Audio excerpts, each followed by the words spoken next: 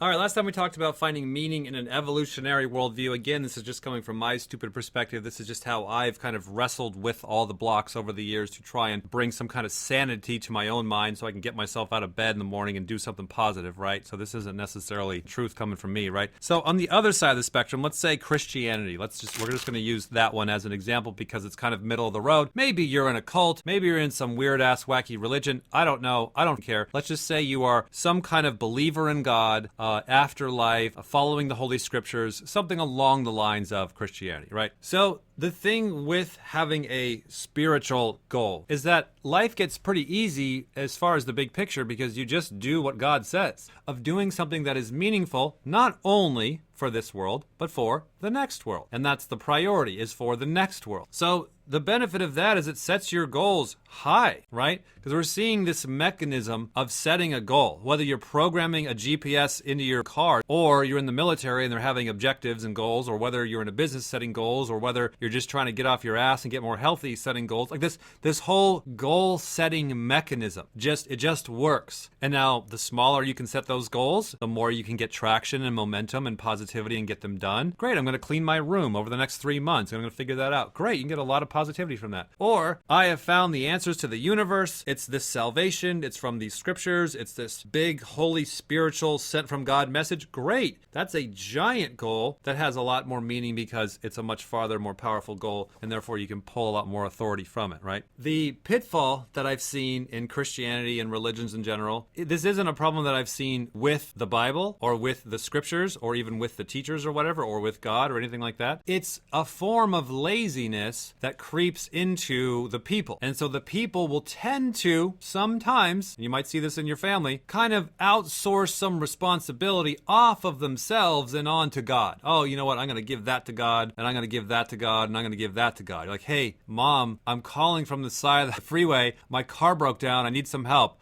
I'll pray for you. I'll give it to God. I'm going back to bed. Thanks a lot.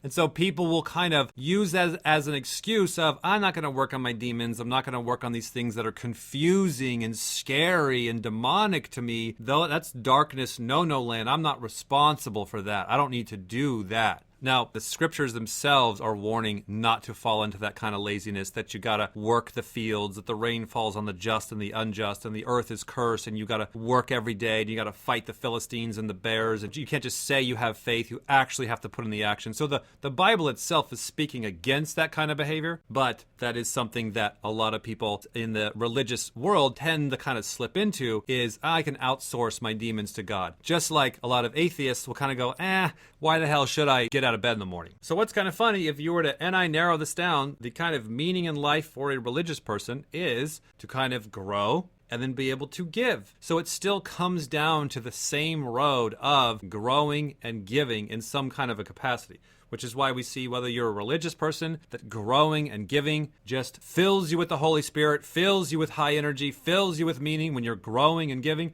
And then even the atheist, when you're growing and giving, you are again, your body is filled with positive energy.